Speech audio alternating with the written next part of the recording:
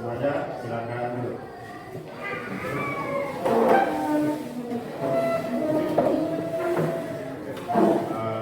Anak-anak, bagaimana kabarnya kalian hari ini? Baik. Syukurlah kalian semua dalam keadaan sehat. Jadi hari ini kita kembali masuk untuk pertemuan yang ketiga ya, tentang materi virus. Jadi sebelum kita memulai pembelajaran, kita berdoa dulu ya. Jadi yang memimpin doa pembukaan untuk pembelajaran hari ini dipersilakan. Ayo semua kita berdiri. Teman-teman dan guru-guru sebelum kita mulai kegiatan, mari kita berdoa bersama doa dimulai.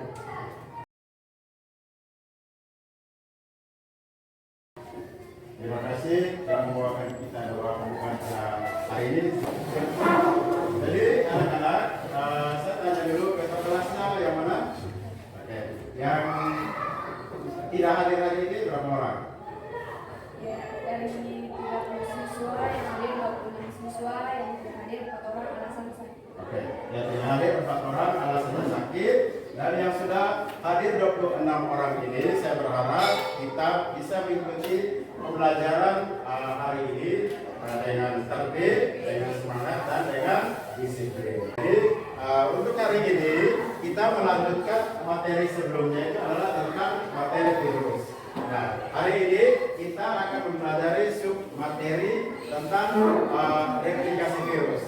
Nah, sebelum kita mempelajari sub materi tentang replikasi virus, Bapak ingin menanyakan kembali tentang materi yang sudah kita pelajari pada pertemuan sebelumnya. Nah, pada pertemuan sebelumnya kita sudah mempelajari tentang pengertian virus, terus ciri-ciri virus dan struktur virus. Nah, pada kesempatan ini saya akan mempertanyakan siapa yang masih ingat tentang pengertian virus. Silakan Bu Selvi.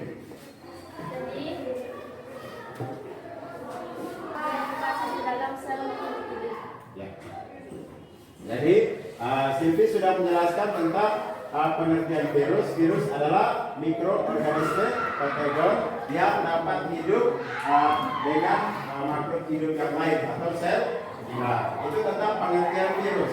Nah, selanjutnya siapa yang dapat menjelaskan tentang ciri-ciri virus?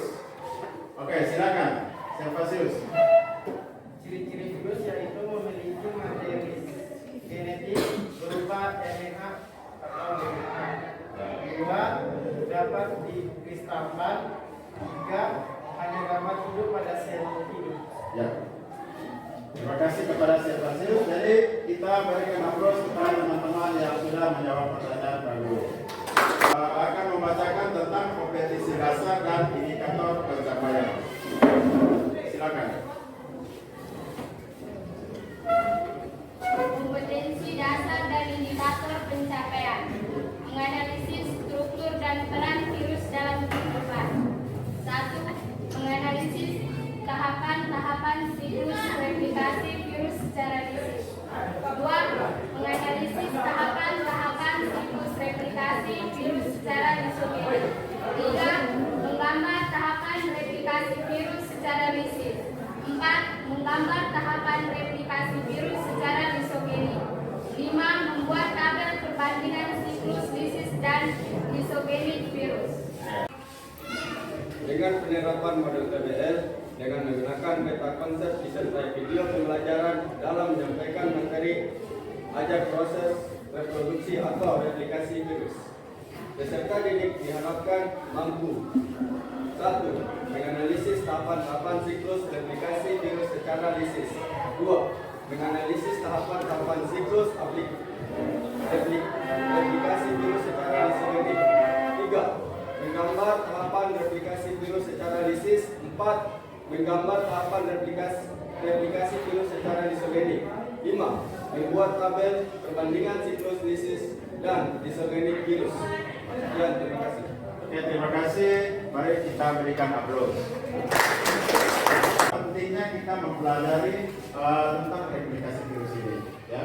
Jadi selain kita mendapatkan teori atau ilmu di bangku sekolah, dengan mengamati video atau gambar. Jadi kita sebagai anak sekolah juga atau sebagai peserta didik bisa mengetahui bagaimana cara virus itu bereplikasi. Ya. Ciri virus itu adalah dia dikatakan makhluk peralihan antara makhluk hidup dan benda mati. Dan ciri makhluk hidupnya itu adalah dia dapat bereplikasi. Ya. Terus kalau dikatakan benda mati, dia dapat dikristalkan. Nah, yang kita pelajari hari ini adalah tentang bagaimana virus itu bereplikasi. Kita akan duduk menurut kelompok masing-masing. Yang kelompok 1 di bagian sebelah kiri, kelompok 2 di bagian belakang, kelompok 3 di bagian tengah, kelompok 4 di bagian belakang, kelompok 5 bagian kanan. Ya. Silakan duduk menurut kelompoknya masing-masing dan tentukan ketuanya.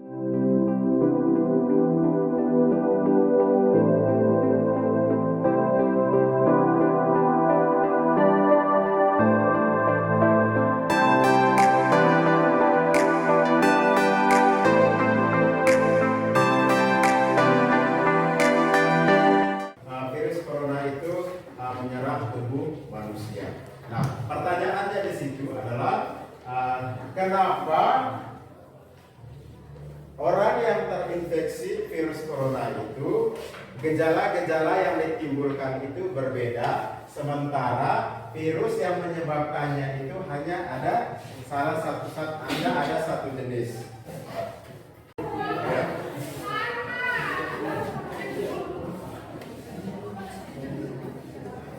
Kelompok 2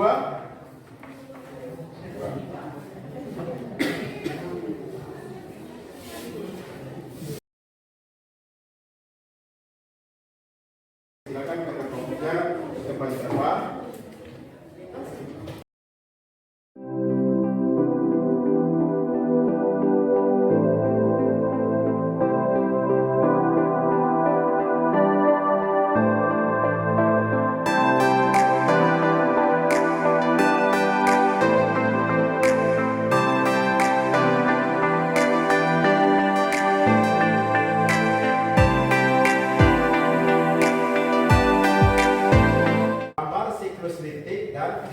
Genik pada replikasi virus.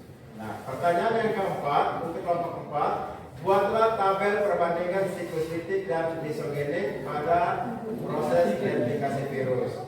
Nah, pertanyaan yang kelima, berdasarkan hasil analisis diskusi, buatlah kesimpulan. Ya. Itu beberapa pertanyaan yang ada di LKPD. Nah, sekarang silakan kalian kerjakan LKPD itu sesuai dengan pertanyaan masing-masing untuk setiap kelompok. Silakan dikerjakan. Kita akan membagi tugas. Yang pertanyaan nomor 1 adalah dikerjakan oleh kelompok 1. Pertanyaan nomor 2 dikerjakan oleh kelompok 2. Pertanyaan nomor 3 dikerjakan oleh kelompok 3. Pertanyaan nomor 4 dikerjakan oleh kelompok 4. Dan pertanyaan nomor 5 dikerjakan oleh kelompok 5. Ya. Jadi semua kelompok mendapat pertanyaan satu-satu kelompok 4 ya. Jadi nanti akan saling menanggapi ya. Ketika kelompok lain sudah mempresentasi, kelompok yang lainnya juga akan menanggapi.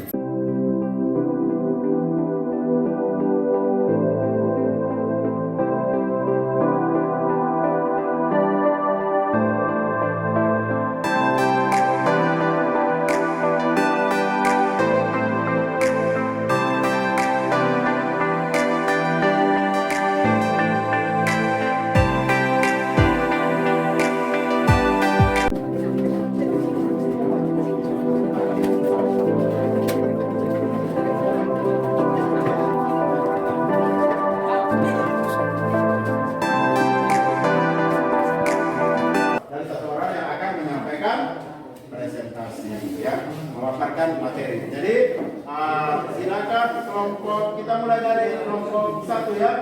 Perhatikan teman-teman, perhatikan kelompok 1 mempresentasikan mereka punya LKPD ya.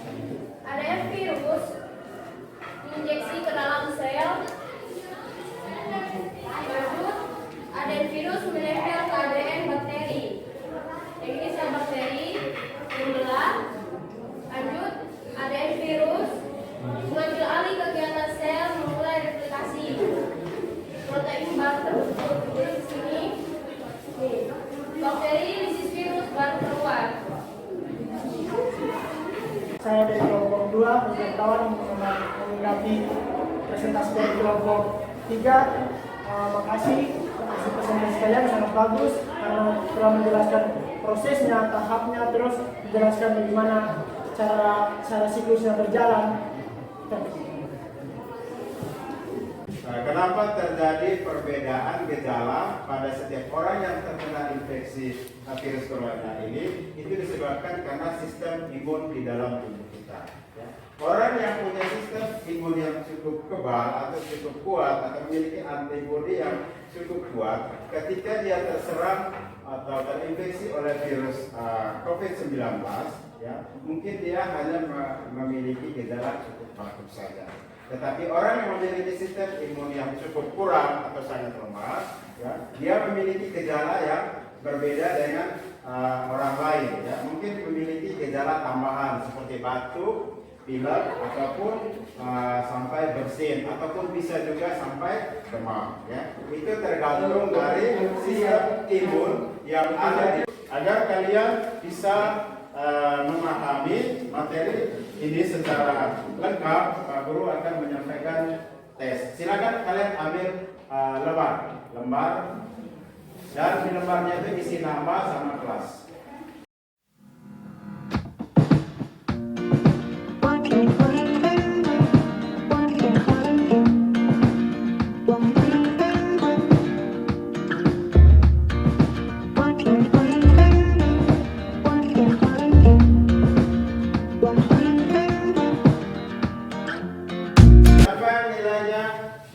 Yang benar semua nilainya 100. Siapa yang 2 salah 60? Siapa yang 3 salah 60? Siapa yang 4 salah 20? Anak-anak sudah mempresentasikan hasil diskusi kelompoknya masing-masing, sudah menyampaikan jawabannya ke teman-teman. Jadi mari kita memberikan aplaus untuk kita semua. Ya. Setelah dia mengeluarkan cairan baik berupa RNA atau DNA itu dia kembali keluar. Setelah itu dia memasukkan cairan ke dalam sel inang. Nah, di sini terjadi proses sintesis ya. Terjadi proses sintesis atau pemecahan ya. Nah, pada proses sintesis atau pemecahan atau bisa disebut juga dengan proses replikasi, saya rasa telah selesai.